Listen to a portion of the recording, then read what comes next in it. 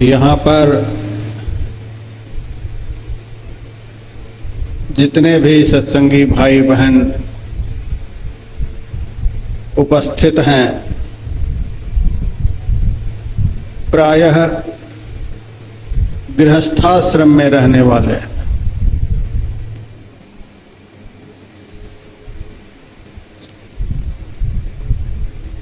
और गृहस्थ जीवन में रहने वाले को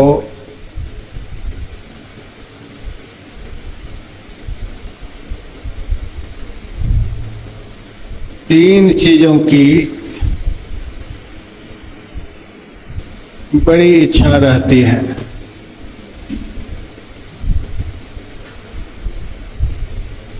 बहुत दिनों तक जीने की इच्छा,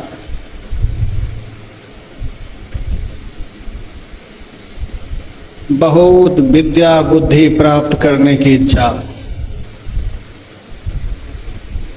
और दुनिया में पद प्रतिष्ठा पाने की इच्छा।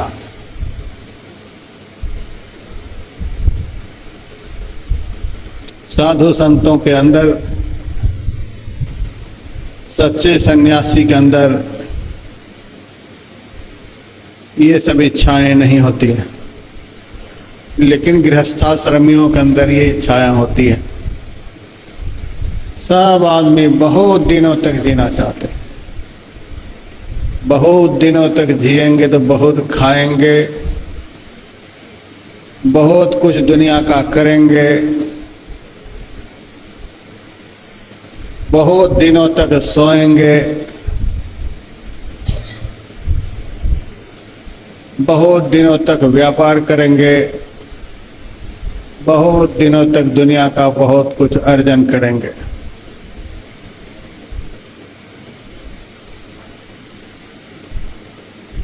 इसके लिए विद्या बुद्धि भी चाहिए,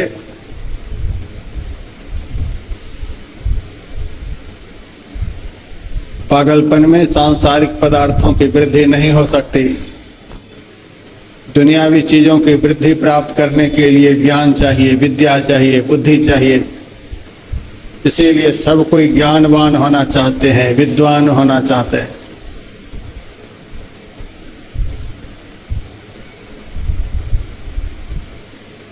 और दुनिया में हमारी प्रतिष्ठा हो, यश हो, कीर्ति हो, नाम हो, सब लोग चाहते हैं।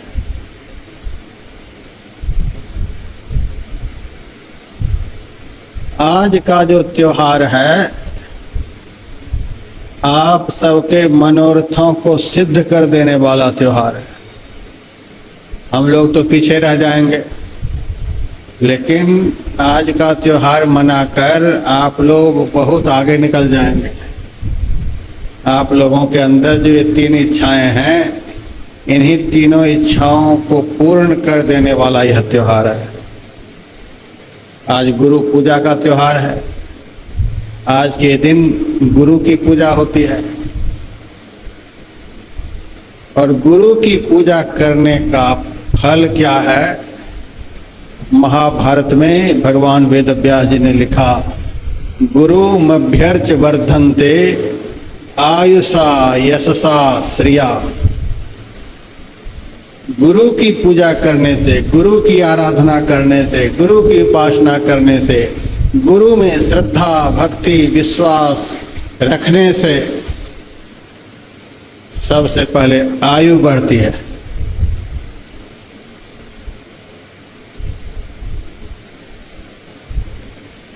एक साल पहले इस आश्रम में एक लड़का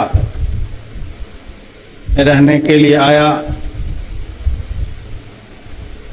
बहुत सीधा सादा सरल शुद्ध, आश्रम के प्रति प्रेम भाव रखने वाला, बड़ा वफादार,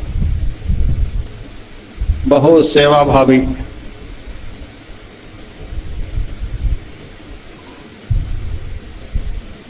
तीन महीने पहले उनको एक बड़ी खतरनाक बीमारी देह में हो गई। ब्लड कैंसर, दूसरे चरण पर दुबला पतला एकदम कमजोर लड़का। तगड़े लोग दूसरे चरण में इस बीमारी का नाम सुनकर दुनिया से निराश हो जाते हैं।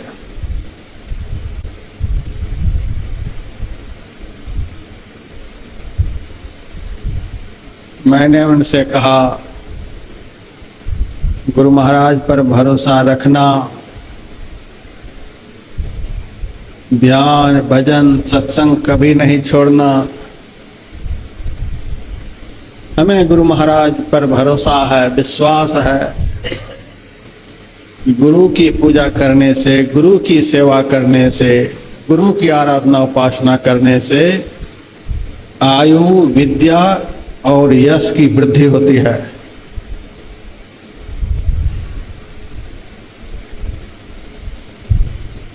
लाखों रुपए खर्च तो हो गए। एम्स में 2-3 महीने रहे और वहां से सही सलामत साफ सुथरे रिपोर्ट लेकर के आज आश्रम की सेवा कर रहे हैं।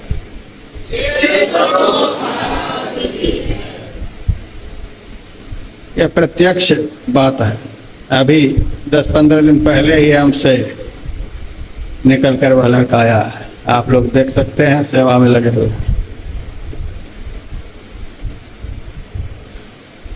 यह है गुरु सेवा का फल, गुरु की पूजा का फल।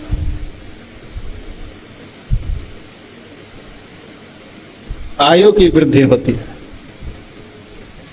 श्रीमदाद्य शंकराचार्य का अवतार इस धरती पर हुआ। उनकी उम्र थी मात्र 8 साल की। 8 साल में ही वे समाप्त हो जाते। इतना तीव्रतम वैराग्य उनके जीवन में। वे गुरु की खोज करते हुए गोविंद पाद के पास पहुंचे, उनकी सेवा की।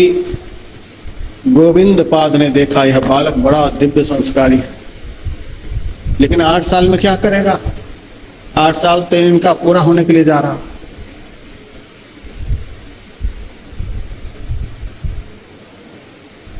आचार्य शंकर की सेवा से, पूजा से, श्रद्धा प्रेम से प्रभावित होकर गोविंद पाद जी महाराज ने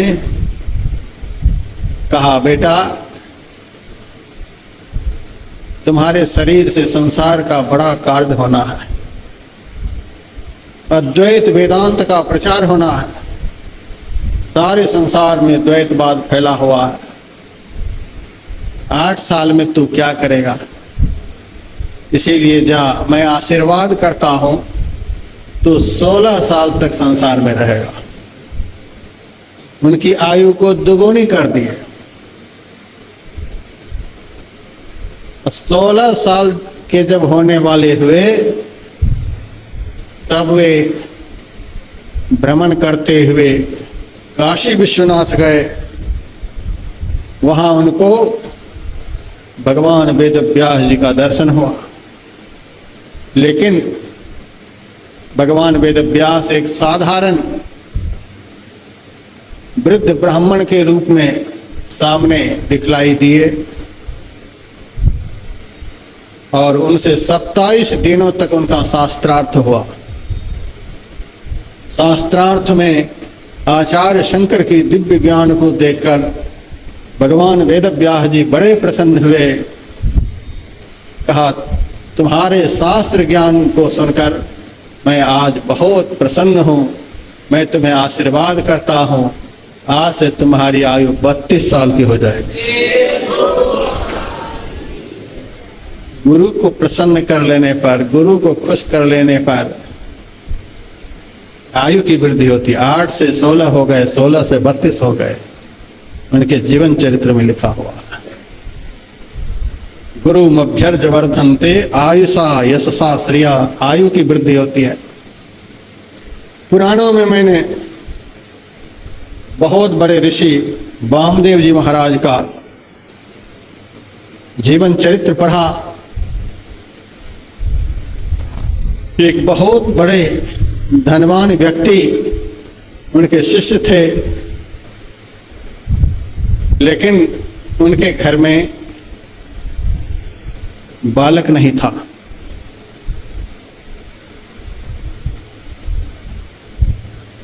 सांसारिक जीवन जीने वाले लोगों के अंदर तीन चाहनाएं होती हैं, सुत वित्त लोक ईसना तीनी। हमें पुत्र हो, हमें धन हो, और हमें मरने पर स्वर्ग प्राप्त हो। सबसे पहले हमें पुत्र हो। प्रायः गृहस्थाश्रमियों के अंदर यह चाहत होती है। कितना भी ब्रह्म ज्ञान सुना दिया जाए, कितना भी प्रमाण देकर बतला दिया जाए कि पुत्र से आज कितना सुख मिल रहा है लोगों को, देखो, लेकिन एक भी नहीं सुनेगा। कुछ भी हो जाए, हमें पुत्र होना चाहिए। पुत्र की चाहत होती। उस धनवान व्यक्ति के अंदर में पुत्र की चाहना थी, और उसी चाहना को लेकर एक दिन अपने गुरुदेव के पास गए। वे बहुत बड़े गुरु भक्त थे। उनके अंदर की व्यथा को देखकर वामदेव जी महाराज ने कहा, बेटा आज तुम्हारा मुंह बड़ा उदास है, बात क्या है? उस व्यक्ति ने कहा, गुरुदेव आपको सब पता है, हम गृहस्थाश्रमी हैं। हमारे अंदर तीन इच्छाओं में से सबसे प्रबल इच्छा पुत्र की है, और मैं पुत्रहीन हूं। आपके ऐसे महापुरुष का शिष्य वंशहीन हो जाए, संसार के लोग क्या कहेंगे? मन में बड़ी व्यथा है। वामदेव जी महाराज ने कहा, अच्छा जाओ, पुत्र तो हो जाएगा, लेकिन मात्र 12 साल ही रहेगा। तुम्हारे भाग्य में पुत्र नहीं है, 7 जन्म में पुत्र नहीं, लेकिन तुम पुत्रवान कहला जाओ, तुम्हारा कलंक मिट जाए, इसीलिए तुम्हें पुत्र हो जाएगा, लेकिन 12 साल रहेगा। उस व्यक्ति ने कहा, गुरुदेव जैसी आपकी इच्छा, 12 साल के लिए ही हो, पुत्र का दर्शन तो हो जाएगा। आशीर्वाद प्राप्त हुआ। ब्रह्मा की लकीर बनाई हुई थी कि 7 जन्म में भी इसको पुत्र नहीं होगा, और ब्रह्मा की विधाता की बनाई हुई लकीर का अतिक्रमण करके, मिटा करके उनको आशीर्वाद दिया, और उनके घर में पुत्र का जन्म हुआ। उस व्यक्ति के मन में हुआ, पुत्र तो हो गया, लेकिन रहेगा 12 साल ही, मर जाएगा तो बड़ी चिंता होगी, बड़ा मोह होगा। इससे बढ़िया इस अल्पायु पुत्र को मैं गुरु को ही दान कर देता हूं। उस अल्पायु पुत्र को ले जाकर वामदेव मुनि को दान कर दिया। यह आपके आशीर्वाद से मुझे प्राप्त हुआ है, यह मैं आपको ही समर्पित करता हूं।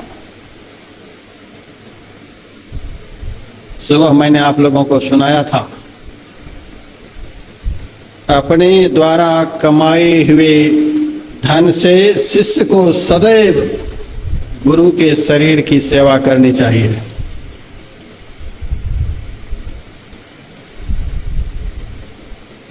उनके घर में पुत्र हुआ, और उन्होंने उस पुत्र को गुरु की सेवा में दान कर दिया। वामदेव मुनि गुरुकुल चलाते थे, बहुत सारे विद्यार्थी उनके आश्रम में रहते थे। उस बालक को रख लिया गया। ये संत महापुरुष रख लिया आश्रम में, और वह व्यक्ति जिन्होंने दान किया बड़ा होशियार था। रजिस्टर में जन्म का दिन लिख लिया, रोज गिनते रहे, आज 2 दिन के पुत्र हुए, 3 दिन के हुए, गिनते रहे, और 10 दिन 15 दिन में जाकर पुत्र से मिलते भी रहे।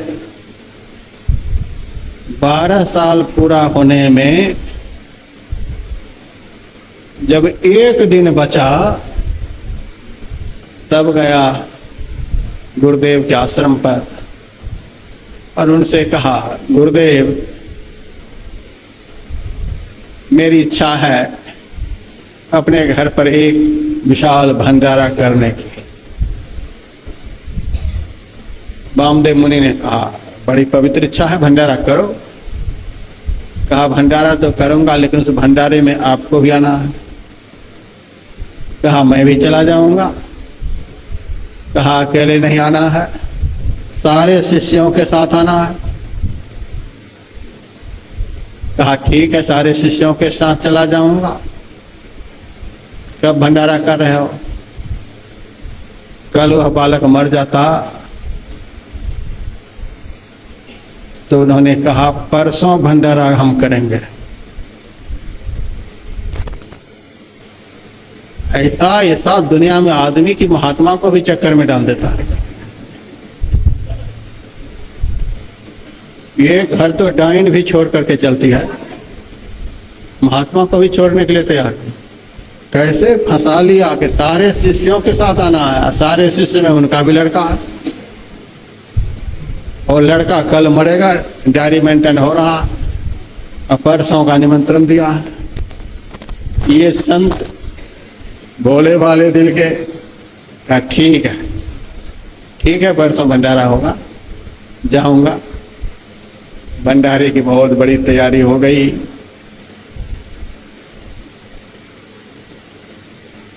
दूसरे ही दिन वह बालक समाप्त हो गया।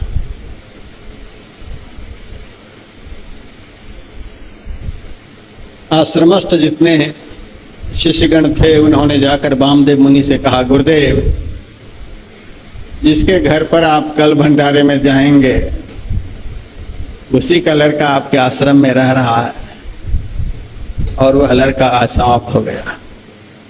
कहा, समाप्त हो गया? हाँ, समाप्त हो।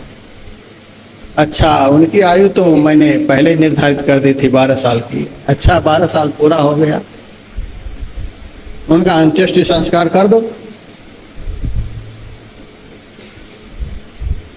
शिष्यों ने कहा, अंत्येष्टि संस्कार तो हम कर देंगे लेकिन आपकी बात तो झूठी हो जाएगी। कहा, हमारी बात क्यों झूठी हो जाएगी? कहा, आपने कल के लिए निमंत्रण स्वीकार कर लिया है कि सारे शिष्यों के साथ मैं तुम्हारे घर भोजन के लिए जाऊंगा। सारे शिष्यों में एक शिष्य कम हो जाएगा, आपकी बात झूठी हो जाएगी। साधु संत महात्मा को धर्म रक्षा की बड़ी चिंता होती है। धर्म रक्षति रक्षितः, जो धर्म की रक्षा करता है उसकी रक्षा धर्म करता है।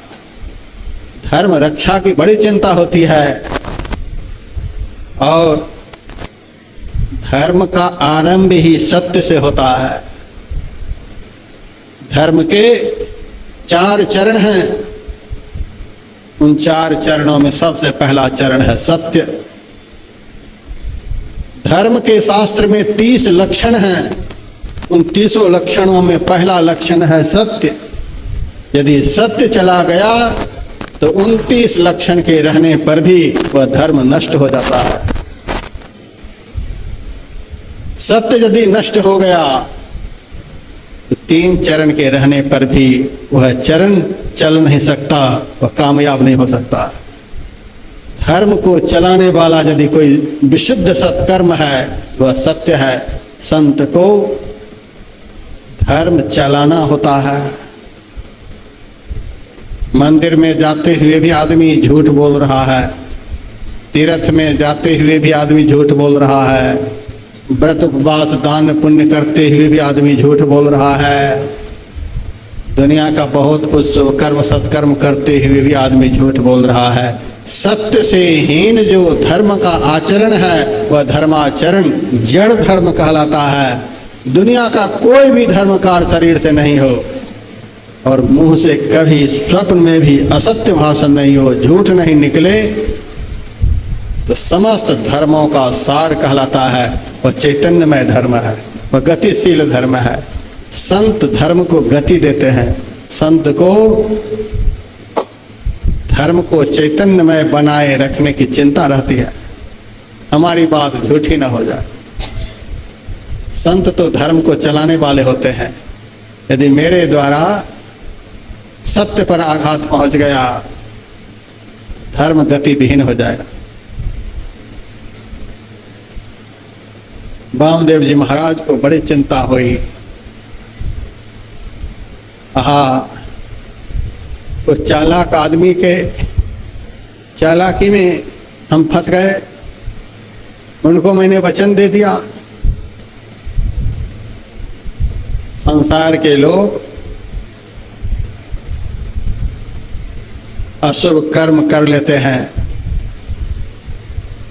कुछ क्षण के लिए उनको कष्ट होता है, खेद होता है, अशुभ कर्म हो गया।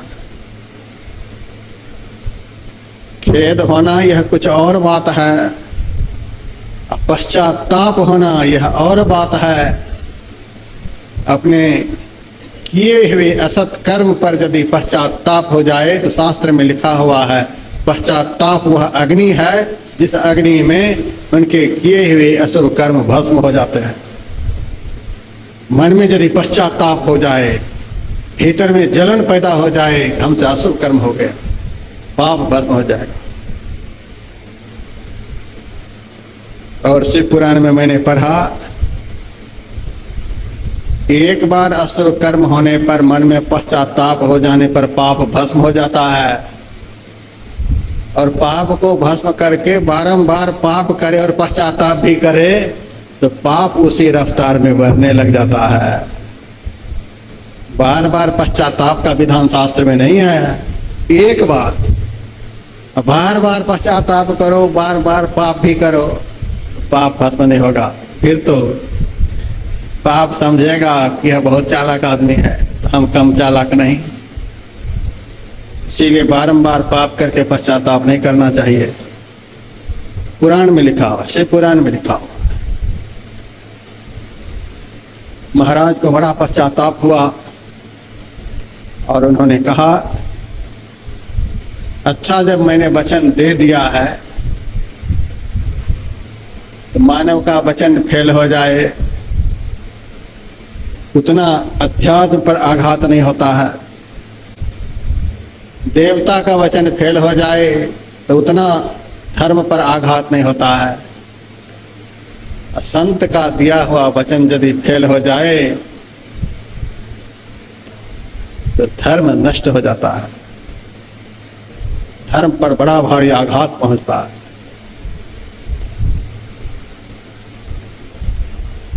आज एक साधु को मैंने सत्संग के लिए एक दिन का वचन दिया, और आजकल तो चलता ही है, फेल पास होता ही रहता है।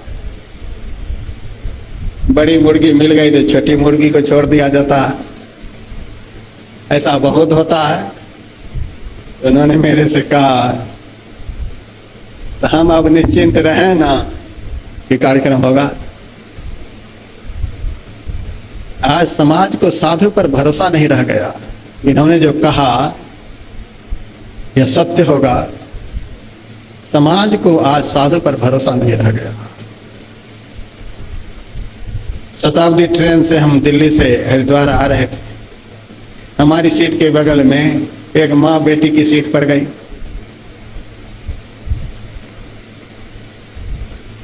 हमारे मन में हुआ, हम अकेले सन्यासी के भेष में, सन्यासी के बगल में ये माँ बेटी दोनों बैठेगी, अटपटा लग रहा था। अब क्या कर सकते हैं, उनकी सीट है। और उस बेटी की माँ ने चुपचाप टीटी से बातचीत करके सीट बदल लिया। सीट बदल करके पीछे की सीट पर चली गई। हमको तो एक बार भीतर से बड़ी प्रसन्नता हुई कि गुरु महाराज ने हमारी प्रार्थना को सुन ली। जयकार बोलने की बात नहीं है,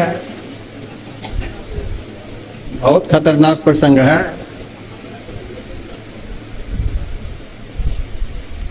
सीट बदल ली, सन्यासी के बगल से दोनों चली गई, सन्यास धर्म की रक्षा हुई। सन्यासी को परस्त्री की देह की गंध भी लग जाए तो सन्यास धर्म नष्ट हो जाता है। आज आदमी कुछ नहीं समझ रहा, इसलिए मैंने निश्चय किया कि अब संकल्पित साधु को ही मैं आश्रम में रखूंगा।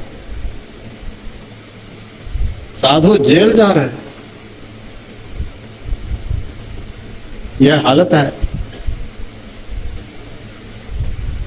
साधु के शिष्य भी कम नहीं, जेल की दीवार पर जाकर के गुरु पूर्णिमा का त्योहार मनाते हैं। इस जेल के अंदर हमारे गुरु जी, गुरु भक्त भी कम नहीं है धरती पर। एक बात से तो खुशी हुई कि सीट बदल गई, हम स्वतंत्र होकर के बैठेंगे। संन्यास धर्म की रक्षा हुई, गुरु महाराज की बड़ी कृपा हुई। फिर लगे हाथ, मन में आत्मग्लानि हुई। जिस संत संग की महिमा धर्म शास्त्र में लिखी हुई है, महाजनस्य संसर्गा कस्योन्नति कारका। महान पुरुषों की संगति से आज तक किसकी उन्नति नहीं हुई है, किसकी उन्नति नहीं हुई है।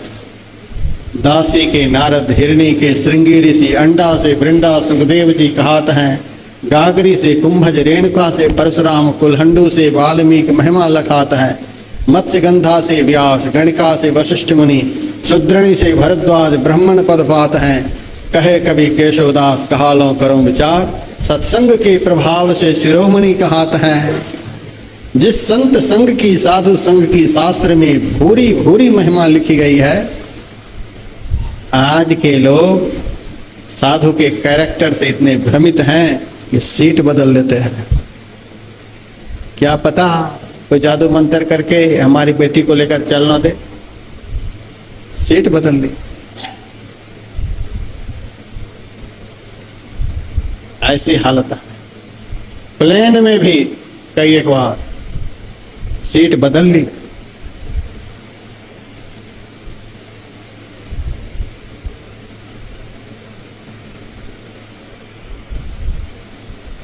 साधु के ऊपर आज समाज का भरोसा नहीं रहा गया।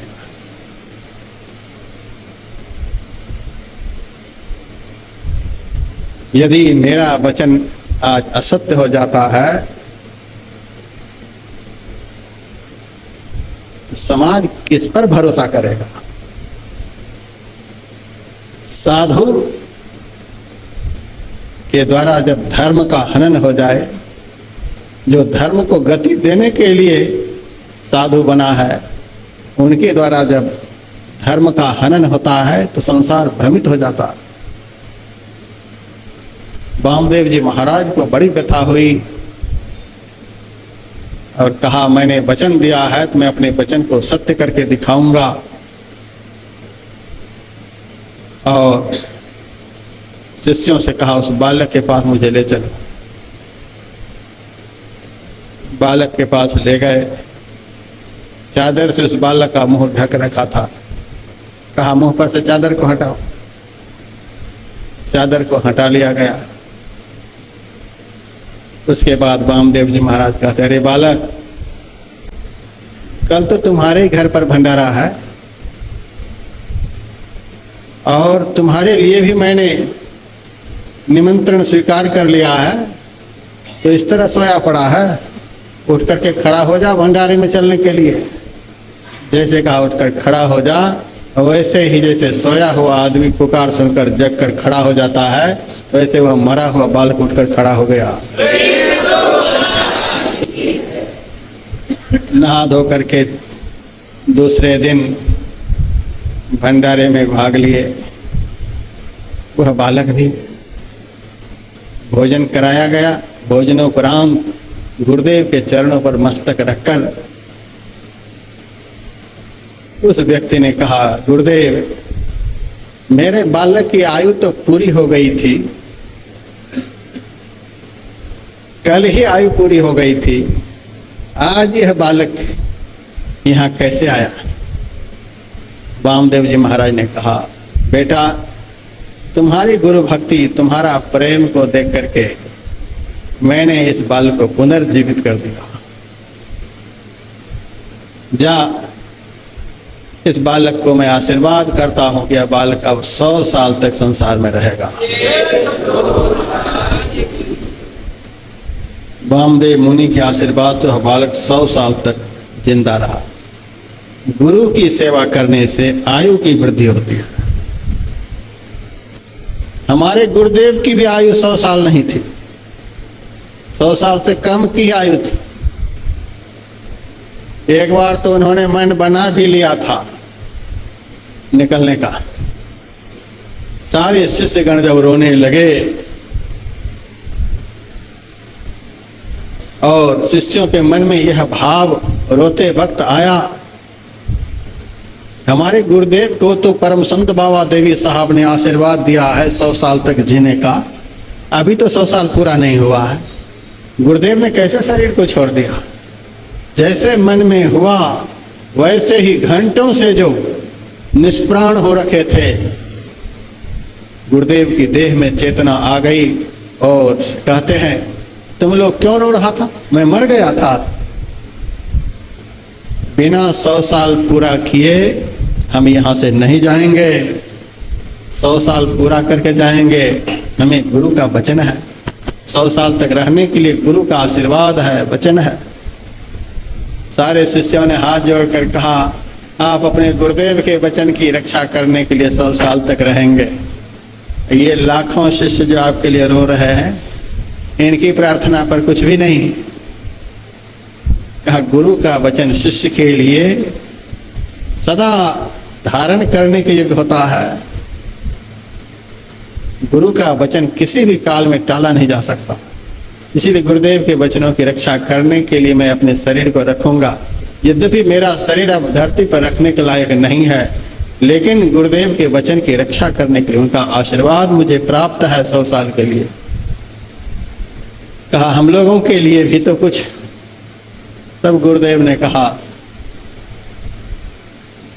तुम लोगों की श्रद्धा भक्ति प्रेम देखकर मैं 1 साल 1 महीना 11 दिनों तक रहूंगा। और जो वचन गुरुदेव ने दिया, ठीक उसी दिन शरीर का त्याग किया। 101 साल 1 महीना 11 दिन तक गुरु महाराज इस संसार में रहे। गुरु महाराज की आयु तो पूरी हो गई थी, लेकिन सदगुरु बाबा देवी साहब के आशीर्वाद से 100 साल से अधिक रहे।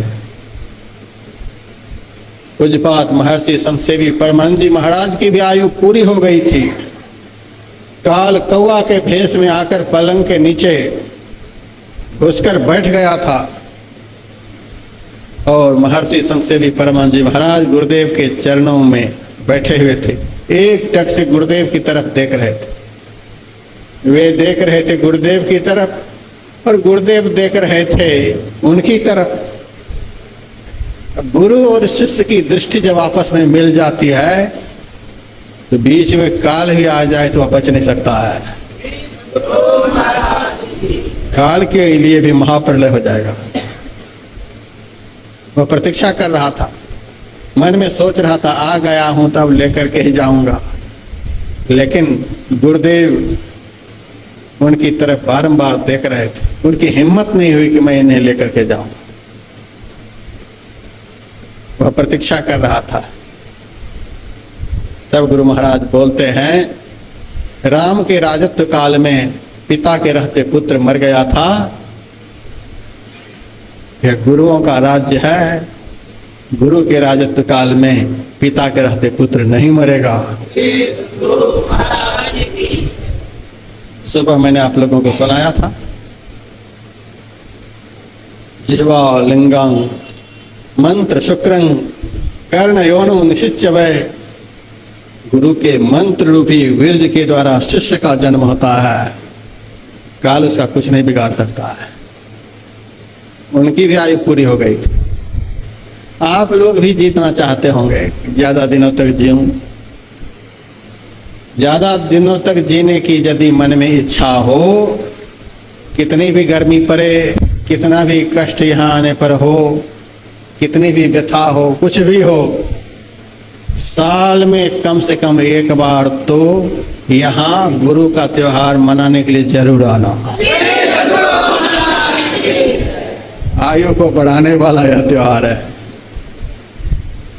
और हमारी बात पर सबको भरोसा है, विश्वास है। इसीलिए मैं देखता हूँ मना करने पर भी नहीं रुकते। मैंने एक बार कह दिया था कि आधे आधे हो जाओ, आधे गुरु जयंती पर आओ, आधे गुरु पूर्णिमा पर आओ। कहा महाराज आप ही तो कहते हैं इस त्योहार को मनाने से आयु की वृद्धि होती है, कहीं आधे अधूरे में न चला जाऊं। पूरा जीवन जीने की यदि इच्छा हो इस त्योहार को जरूर मनाना, आयु की वृद्धि होती है। दूसरा, विद्या की वृद्धि होती है। गुरु की सेवा करने से, गुरु की पूजा करने से विद्या की वृद्धि होती है।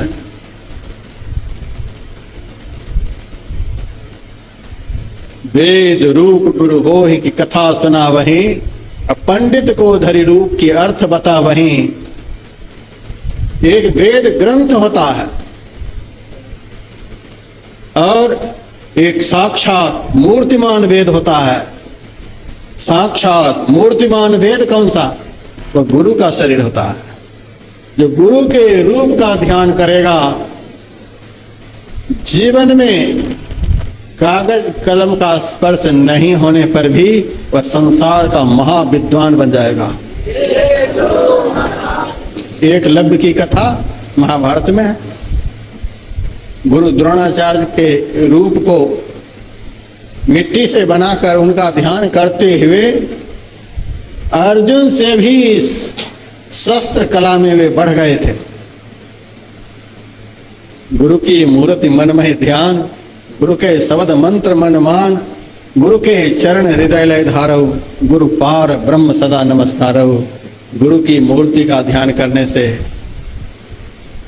विद्या की वृद्धि होती है। बिना पढ़े विद्वान हो जाएंगे। हम तो पढ़ते पढ़ते मूर्ख बनते हुए बहुतों को देखे हैं। पढ़ा लिखा मूर्ख आज दुनिया में बहुत दिखलाई देंगे। डिग्रियों की कोई कमी नहीं है, कहाँ कहाँ से पढ़कर आए हैं और उनके शरीर से ऐसे ऐसे कर्म हो रहे हैं जो संत मत के अनपढ़ सत्संगी से कभी जीवन में नहीं होते हैं।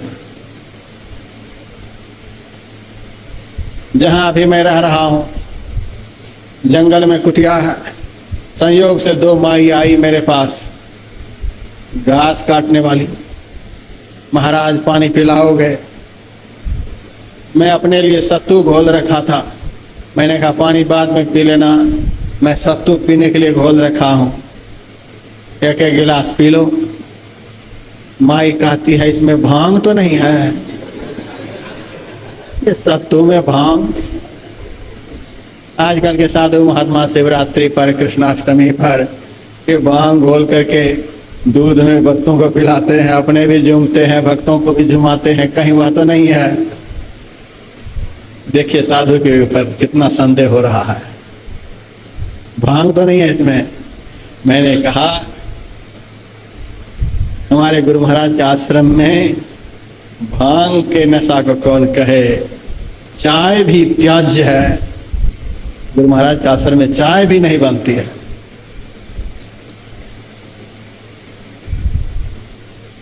तब उन्होंने थोड़ा सा पी लिया। अब देखिए ऐसे ऐसे कर्म हो रहे हैं। आज हमारे यहाँ सत्संगी भाई बहन जितने आए, सबके जीवन को देखिए। 80% सत्संगी भाई बहन यहाँ बहुत कम पढ़े लिखे हैं और इनका कितना आदर्श चरित्र है।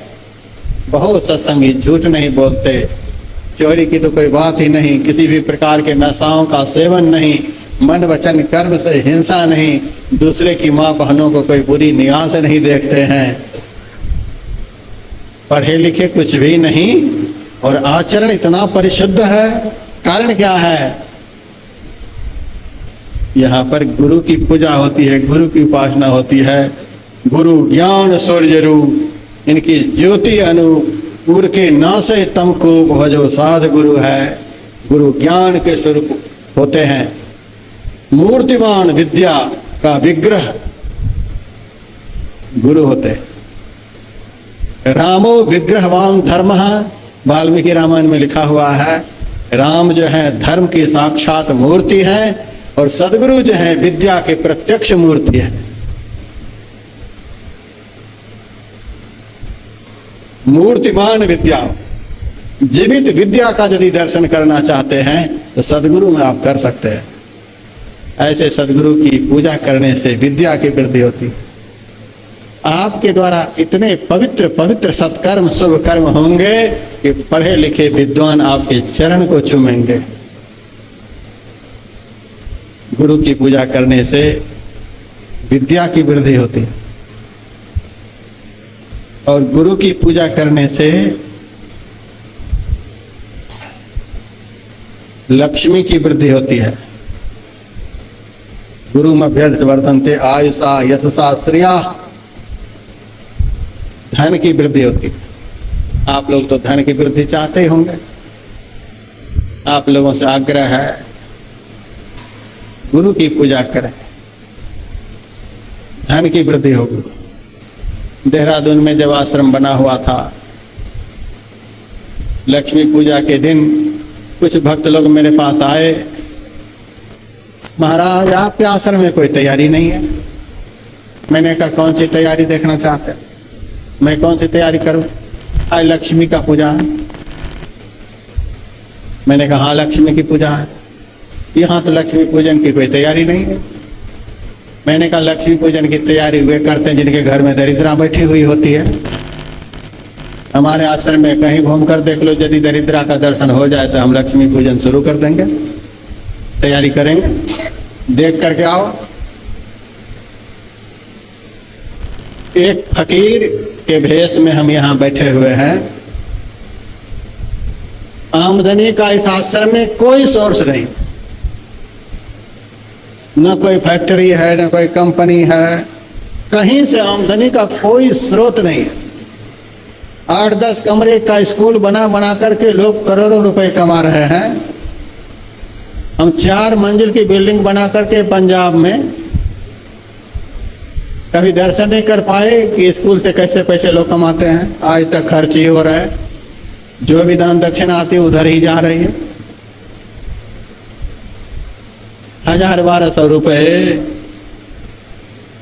इतनी अच्छी बिल्डिंग में पढ़ने वाले बच्चे से लेते हैं। आमदनी से ज्यादा खर्च है। हमारे बहुत भक्त लोग थोड़ा थोड़ा सहयोग करके टीचर को पैसे देते हैं। इस तरह से स्कूल चल रहा है। आमदनी का कहीं कोई सोर्स नहीं है, आमदनी का कहीं कोई सोर्स नहीं। किसी को दान देने के लिए यहां से कोई फोर्स नहीं। गुरु पूर्णिमा का त्योहार मना रहे हैं, आप लोग दान दें, दक्षिणा दें, यहाँ बहुत खर्चा होगा, कोई फोर्स नहीं। चावल तो आप देखे ही होंगे, आज स्टैंडर्ड का बासमती चावल है, कहीं से बासमती चावल आ रहा है। महाराज मेरी तरफ से यह चावल कहीं से, देखिए जम्मू से राजमा, जम्मू का राजमा बनेगा महाराज। कहीं से देखिए मुरादाबाद से कितनी सब्जियां, रसगुल्ले, किसी भगत की तरफ से इमरती, क्या क्या बन रहा है। यह सब कहाँ से हो रहा है? कहाँ से हो रहा है? हमको गुरु महाराज के चरणों पर विश्वास है। गुरु महाराज के चरणों की सेवा करने से, गुरु के चरणों की पूजा करने से लौकिक पारलौकिक दो में से किसी धन की कभी जीवन में कमी नहीं होती। सब विश्वास रखें। गुरु महाराज ने अपने भजन में लिखा है, दृढ़ विश्वास से बनिए गुरु पद के, सेवत रहिए सदाई। गुरु के वचन पर विश्वास रखिए। पलटू लिखा नसीब के संत देत हैं फेर, सांच नहीं दिल आपनो ताते लागी देर। विश्वास के अभाव के कारण हम गरीबी में जी रहे हैं। दृढ़ विश्वास बनिए गुरुपद के, और दृढ़ विश्वास के लिए गुरुदेव ने भजन में लिखा है, गुरु ही तू है, गुरु पितु है, गुरु ही जीव के मितु है। सबसे बड़े हितकारक इस संसार में शिष्य के लिए गुरु होते हैं, गुरु ही तू है। विश्वास रखिए, जहां संसार में आपको देखने वाले कोई नहीं, जिस विपत्ति की घड़ी में आपकी रक्षा करने वाले कोई नहीं, यदि गुरु के चरणों पर आपका विश्वास है तो वह विपत्ति, वह दुख, वह संकट कैसे टलेगा आपको कुछ पता नहीं चलेगा। हमने बहुत अनुभव किया, गुरु हितु हैं, गुरु पितु हैं। जन्म हेतु ही पितरो पूजनीयो प्रयत्नतः, गुरु विशेषतो पूज्यो धर्मा धर्म प्रदर्शकः। कुलार्णव ग्रंथ में लिखा हुआ है, जन्म देने में माता पिता कारण है, इसीलिए माता पिता की पूजा सब तरह से करनी चाहिए।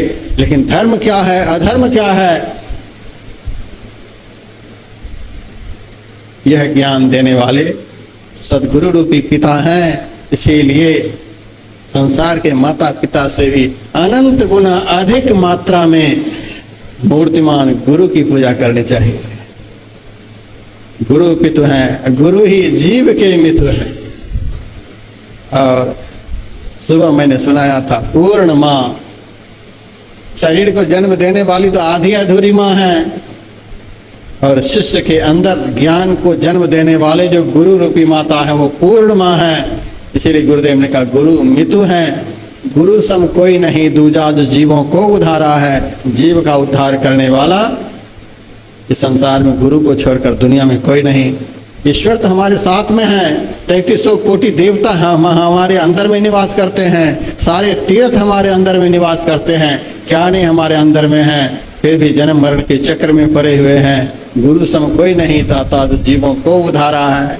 जीव का उद्धार करने वाला यदि कोई संसार में सहायक है, उसी सहायक का नाम गुरु है।